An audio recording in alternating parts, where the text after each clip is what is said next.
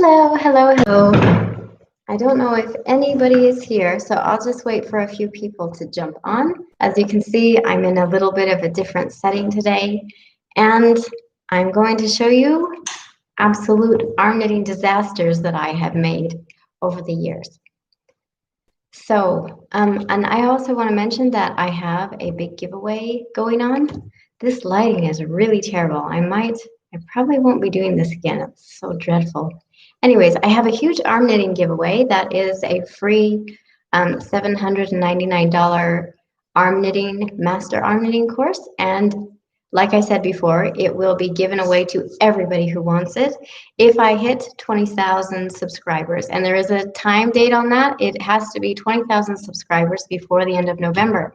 So if you share this video, or if you comment on this video, or any of my videos, sharing, commenting, liking, this all helps tell YouTube this is interesting content, and YouTube does the work for you. YouTube will send it to more people on the end of other knitting videos that they watch, and then my subscriber number will go up, and hopefully you guys will be getting a huge arm knitting course for free. So are you guys ready? If you're ready to see some of the disastrous things that I've knitted over the years, please put in the chat, yes, I'm ready to see it. But you can only do that if you have a YouTube account. So if you don't have a YouTube account, that's fine. You can just watch. So hang on, let me grab the other ones. I'll be right back.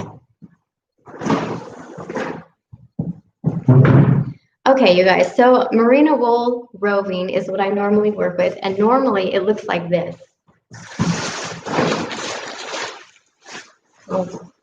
Here's my massive bag of roving. So this is like, you know, it's absolutely huge, massive yarn, and this is what it's supposed to look like if it's felted right. If it's not felted right, it will end up looking like this. This is actually already knitted. And I don't know if you can see how horrible this actually is. I managed to ruin a full kilo of this by felting it wrong. When I was first learning arm knitting and figuring out how the heck I can felt this stuff without taking 10 hours to do it over, 5 days. So this was my first one I did in the washing machine, and I did it. I learned a lot from this, though. I learned a lot from doing this wrong.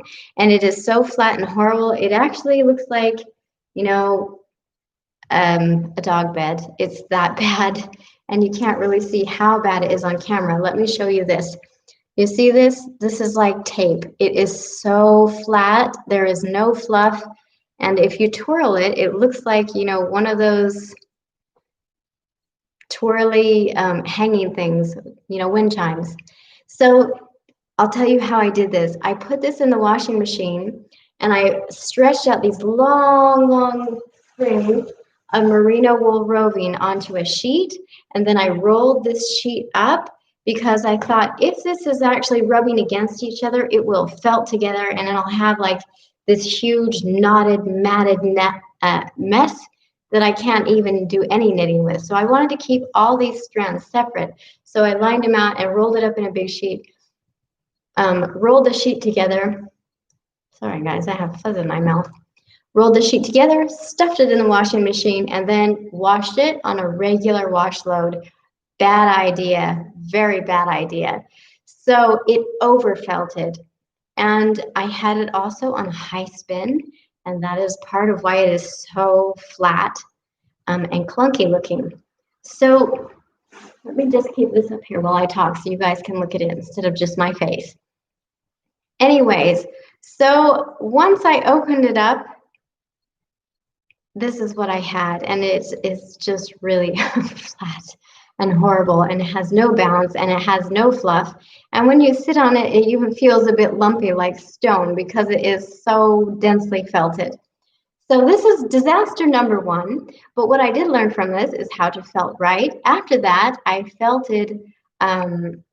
did felt up more things in the washing machine. I put it on a delicate load, and I actually held my breath and just tied everything up in a donut kind of shape.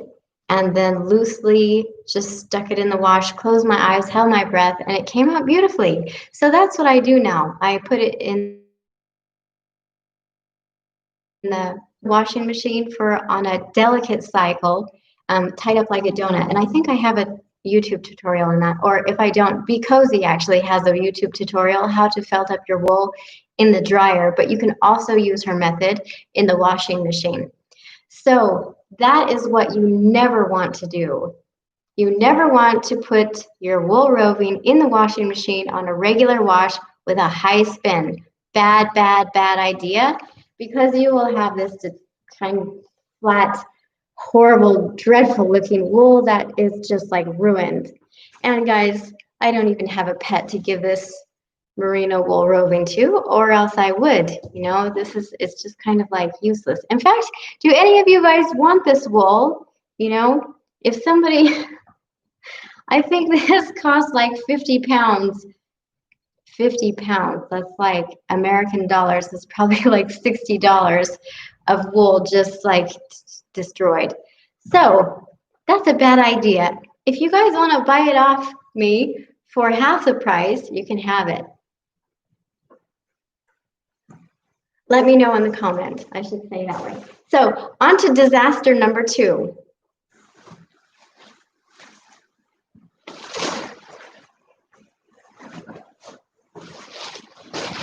And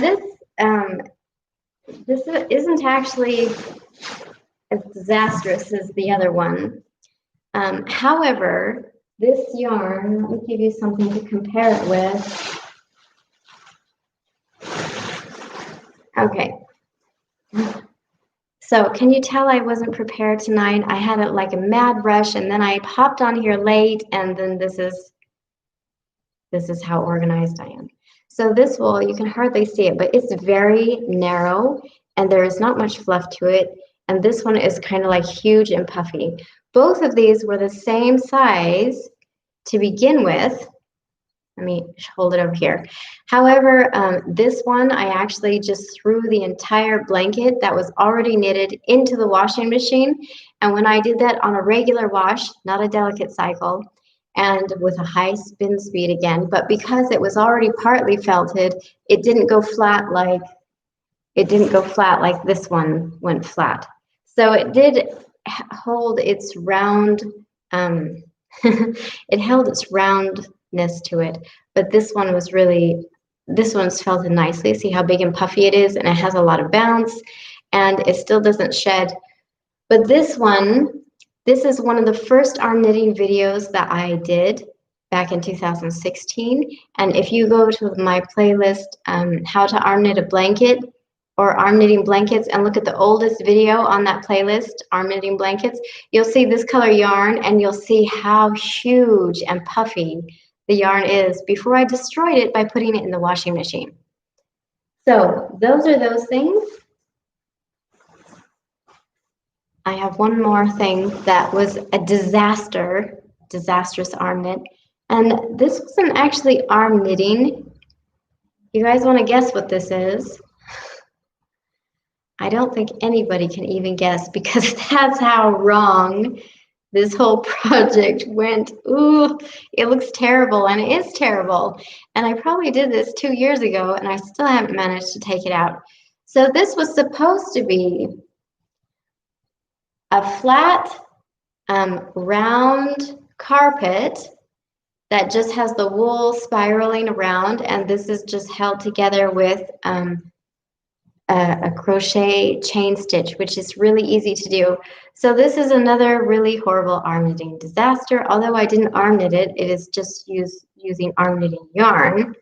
And then I also discovered I can't even like really take this apart, because this yarn I have is like woolly, and it felted together as I made it. So it's just like, you know, permanent disaster. And I'm not sure what I'll ever do with this one either. So arm knitting is not about being perfect all the time. All of us make mistakes, and I can tell you that probably everybody has some disasters on their hands. And simply part of knitting or arm knitting or any kind of crochet or arm knitting is knitting things up and then unraveling them again. And this is just part of designing. It's always part of designing. So don't be discouraged if you have to unravel a blanket. This happens. And I don't have many people on, so let me give me a second. Let me share this around a few other places. Next time I'll be more prepared and have this shared. And then I'll hop back here. So hang on a second, guys. I'll be gone for a second. And you can still hear me, but you can't see me because I'm going around other places.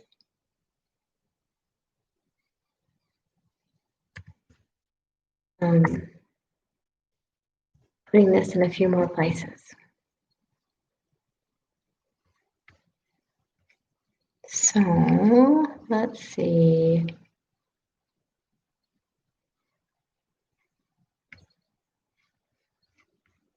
Right, we are almost ready.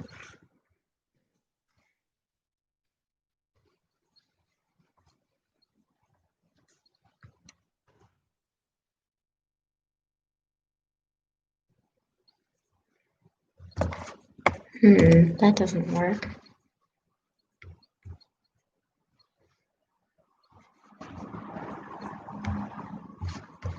So you guys, I am having technical difficulties, which does happen to me a lot.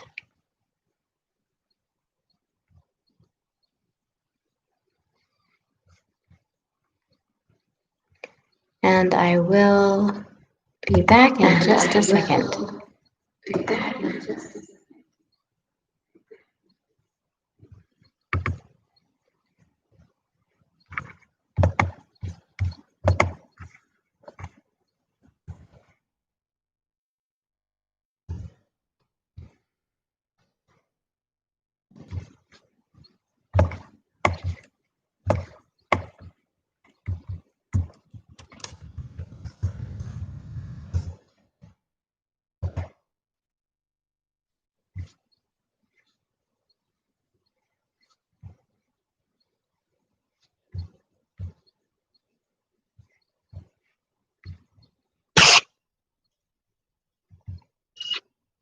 Okay.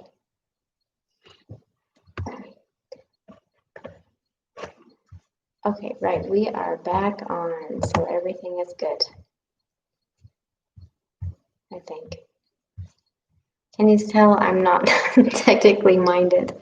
So I have a few people watching. How are you guys tonight or today, depending on where in the world you are? Where in the world are you guys? I love to know where people are from. Did you know my channel had, I checked it a while ago. It had like, I don't know, like 20 countries watching it. And most of them are from the US, then, you know, UK, Australia, a lot of the English speaking countries. But there's a load of people also from South America and Asia, Africa, and Scandinavia, and all over Europe that are watching. And that's really exciting to me that I'm, I guess, able to make an impact on people from all around the world. I hope they glean something useful from my videos. So those are all the arm knitting disasters I had to show you. Remember, so the lessons learned from this, I guess, are don't put your wool on a high spin speed or you will have horribly completely flat wool. So be gentle on that. Go with the delicate wash if you're going to be in the washing machine. And the creations that you think are good ideas that you try to make, you never know how they're going to turn out. You might have, you know, one of these beehives on your hand that I made, disasters. So you never know what to expect when you're working with yarn and you're trying to think up something new and you're inventing something. It might be wonderful, it might be dreadful. You never know. And And again, this yarn is like so flat. It used to be probably triple the size, like this big around. And because I put the entire blanket in the washing machine, again, I put it in the washing machine on high spin speed. And so my wool yarn has shrunk to like, you know, it used to be that big around. It had shrunk to a third of the size. So it's really flat yarn. However, I would say this is really good for needles now. Really, really, really good for needles and, you know, smaller projects. If you want a tighter knitted blanket. Oh, you know what, guys? I should have shown you. I should have brought down my other blankets. I'll tell you a story. I use my blankets in all different ways that I make. And I have another video on this, how my blankets look after 3 years, where I actually reveal some really horrible stuff. So one of the blankets went absolutely, totally pilled out on me, and it looks dreadful. It looks like something that's been out in the weather, that's pilly and nasty. You just think this is not even fit to be in a home. And that was, I did the major mistake of putting this beautiful merino wool into, I thought this would help the shedding, into a synthetic cover. So like a duvet cover or a quilt cover, I put it inside of that. And what happened was that synthetic cover was constantly wiggling around and rubbing it, but not rubbing the entire blanket together. It was only rubbing the surface. So the entire surface of the blanket went absolutely pilled out on me, and it looks horrible. You can see it, like I said, on my channel. There's another video that says how my blankets looked after 3 years, the truth revealed. So I guess with all these other disasters, that's another thing. Don't put your blankets inside of synthetic covers. Maybe cotton covers would be better because they aren't as, you know, slippery and wiggly. But the synthetic polyester covers are definitely not a good idea. You guys, if you have any ideas of what I should do with these disasters that I told you about earlier, man, I'm all ears for what you think I should do with this thing. It was going to be like a round rug, but it's, you know, it got bumpy first of all and started looking like a beehive, and then that was just the end of it. I couldn't make it smoother, and then I couldn't pull it apart because all this yarn just felted together as I was making it. So it's just like a permanent disaster. What else? What else? Nobody's chatting. Nobody's on chat. So I don't know what else to say, guys. I'm only 17 minutes into it, and I've done all of my talking. And no one else is here. You know, I would be so curious where in the world you are and if you're in lockdown now. In the UK, we're supposed to go into lockdown tomorrow. It's crazy, isn't it? It's a crazy world we live in. So, I don't know what else to say. I wish someone was on chat. Then I could say something about if you guys have any questions about arm knitting, or if you have any suggestions what I can do with my knitted disasters that I've shown you the behind the scenes of. No, nothing? Okay. Well, if there's nothing else, I'll just say I do have a giveaway happening at the end of November. If I get 20,000 subscribers, and if you can give me, not give me, what am I talking about? If you can give me. Sometimes, you know, when I'm on camera, the craziest things come out of my mouth, and I watch it again and I just think, what the heck was I even thinking when I said that? Obviously, I wasn't thinking. So I have a giveaway master arm knitting course worth $799 that will be given away to everyone, not just one person, everyone that finds it on my channel. Once I hit 20,000 subscribers before the end of November. So that means if you like it, if you share this video, like, share, comment. Commenting helps a lot because this tells YouTube that this is engaging, interesting content, and they just automatically share it to more people on YouTube that have interest interests the same, that are knitting or arm knitting or crafty people using yarn and that kind of stuff. So any comments, any likes, any shares definitely help get us to that. Excuse me, my eye is absolutely itching. So that helps us get there. What else? What else? I think that is all. So thank you for coming and watching. And this is a really short arm knitting video. Do leave your comments on what you would like me to knit, or what you would like me to do on these lives if you have any ideas, because I'm sure I'll run out of ideas. And, you know, if only a few people know, I'm sure I'll run out of ideas and people, unless people are chatting. Anyways, that's enough rambling. I need to probably go since there's nothing else to say. So thank you for coming. Do come again next week, and maybe I'll be a little bit more prepared and a little bit more on time. I was about 5 minutes late tonight, and I'll see you again soon. Thanks, guys. Bye.